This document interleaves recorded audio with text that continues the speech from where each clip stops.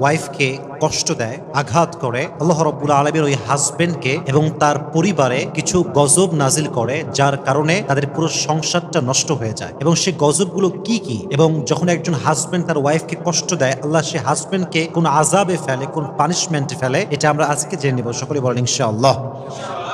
মাথায় রাখবেন, যেই মেয়ের স্বামী খারাপ, যেই মেয়ের হাজবেন্ড খারাপ, তাকে মেরে ফেলার জন্য বিষ লাগে না, তাকে মারার জন্য কোনো গুলি লাগে না, সে এমনি শেষ।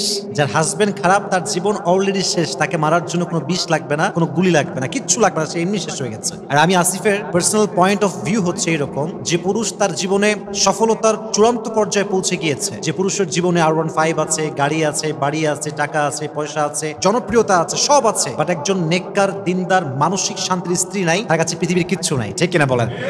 Exactly to the same way, একজন নারী যার কাছে রূপের বাহার আছে, অনেক সুন্দরী নারী, বাপের কোটি কোটি টাকা আছে, ঢাকার গুলশানে ফ্ল্যাট, অনেক টাকার মালিক সে, অনেক রূপের এবং গুণবতী নারী সে, কিন্তু তার কাছে মন মতো একজন স্বামী নেই, মানসিক শান্তির একজন হালাল পুরুষ নেই, তার মানে তার জীবনে কিছুই নাই। ঠিক কিনা বলেন?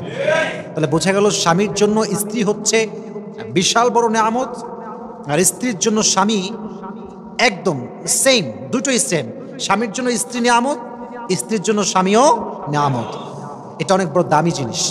তো যখন কোনো স্বামী তার স্ত্রী কষ্ট দেয়, তার প্রথম যে আযাব তাকে ফেস করতে হয়, সবচেয়ে বড় আযাব এটাকে আমি মনে করি, সেটা হচ্ছে যখন কোনো হাজব্যান্ড তার ওয়াইফকে হার্ট করে, উইলিংলি অথবা আনউইলিংলি, যখনই হার্ট করে, কষ্ট দেয়, আঘাত করে, সেই স্বামী তার সুখ হারিয়ে ফেলবে, তার সুখ সে কখনো খুঁজে পাবে না। এর কারণ হচ্ছে, শুধু স্বামী স্ত্রীর ক্ষেত্রে নয়, পৃথিবীর যে কোনো প্রান্তে কোনো মানুষ যখন মানুষকে কষ্ট দেয়, আঘাত করে, আল্লাহ ওই মানুষের সুখটা কেড়ে নেয়।